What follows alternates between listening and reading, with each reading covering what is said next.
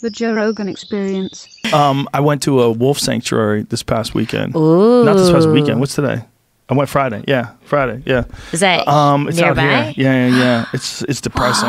Oh, it's really? Depressing. Yeah. Well, they all are abused, Well, but being rehabilitated or something? No, they're not abused, but they're contained. And that's what's depressing. It's like most of them came from people wanting a wolf from a pet, a pet.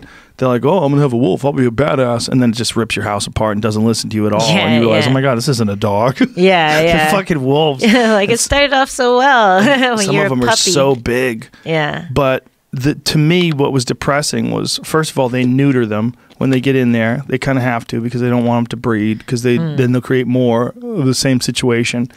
But then the other thing is that they're in this pen and then they don't get to be free. So there's not like a big it's not that area? big. No, the pen they were in is not as big as the studio. It's not that big. For a fucking wolf. Yeah. I mean, wolves want to run and hunt.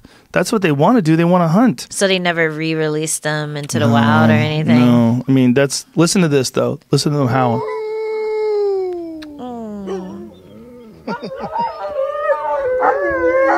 That's when we were leaving. We were leaving, they were howling. They wanted you to come back?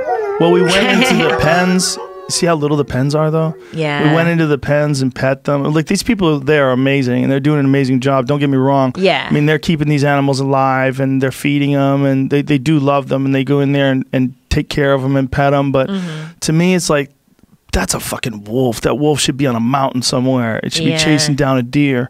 It shouldn't be living like that. It's so pretty, man. They're beautiful. It just bummed me out. Yeah. It made me feel like I went to a prison. Yeah, you know, like these are incredible animals, and they're the only way they can keep them is to. That's Forrest Glunt, who's a wildlife biologist who's been on the podcast for. I'm getting kissed right there by a wolf. Aww. They're very sweet. Like you can some of them you could pet and hug them and hang on to them, and they like you. Like they like people, but they're fucking wolves. Like you're not telling them shit.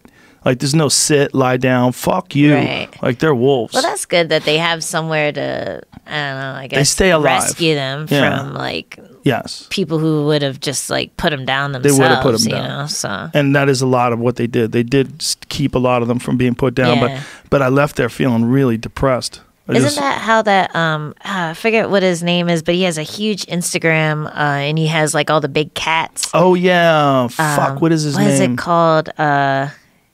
Yeah, I can't think of it, but it's like something, cat something, big cat something. It probably doesn't even say that, but that's what I'm like, ooh, big cat videos. But yeah, the guy goes in and he like cuddles with them, and it's always like someone who had a pet tiger who was like, this is going to be cool, and then it wasn't. It's mostly people in Texas. Yeah, I bet. You know, there's more tigers in captivity in Texas in people's backyards than there are in all the wild of the world. Are there, what? Are there like no laws or something with like animal Texas stuff? Doesn't give a fuck. You want a giraffe? Go get yourself a giraffe. Oh my God. You can just have a tiger. That might be fun. Get a giraffe. I feel like a giraffe would be more chill if like staying in like a smaller space. Yeah, they're just they're so chill. I used to have a bit about them, like they're the only animals that I don't feel bad for at the zoo because they're walking around the zoo like another day with no lions. Yeah, exactly. Just wandering around.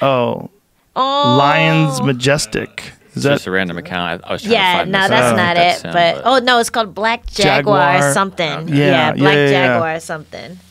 Yeah, that's right. But yeah, it's a lot like that. Black Jaguar something. It's not Black Jaguar. I always White wanted Tiger. to go. That's it. That's it. Yeah. I'm not sure where it is, but yeah.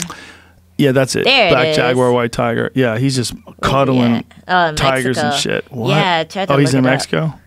We rescued animals born and sold in Mexico from horrible circumstances. The most depressing shit I ever saw, for sure, was a tiger sanctuary in Thailand.